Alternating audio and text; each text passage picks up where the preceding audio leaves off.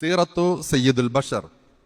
കിതാബു സീറത്ത് സയ്യിദുൽ ബഷർ സല്ലല്ലാഹു അലൈഹി വസല്ലം കിതാബുൻ നഫീസുൻ യുൽഖി ളൗഅ അലൽ ഹയാത്തി ത്വയ്യിബ വസീറത്തി സക്കിയ ലിസയ്യിദിന മുഹമ്മദിൻ സല്ലല്ലാഹു അലൈഹി വസല്ലം ബിത്വരീഖത്തിൻ ജദ്ദാബത്തിൻ ഷായിഖ ബിഅൽഫാളിൻ സഹല അദബ അലാ വജ്ഹി التحقيق والإيجاز.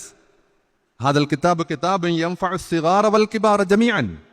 هذا الكتاب لمؤلفه الشيخ أبو محمد عبد الكريم عبد الرحمن بابا بن محمد المليباري. هذا هو أول محاولة في هذا الصدد. كما يشير إليه لجنة تأليف هذا الكتاب، نرى في سماء السير والتاريخ آلافا من الدوائر صغارا وكبارا رسمها أقلام الأعلام في مختلف الأعصار بمختلف الأمصار، مركزها جميعا السيرة النبوية العطرة. ولكن هذا التأليف ربما يكون أول كتاب نسج في بلاد كيرلا على هذا المنوال في سيرة الرسول صلى الله عليه وسلم في اللغة العربية. ننظر إلى صاحب هذا الكتاب أو مؤلف هذا الكتاب الشيخ عبد الرحمن بابا مسليار الملقب بقلم الإسلام.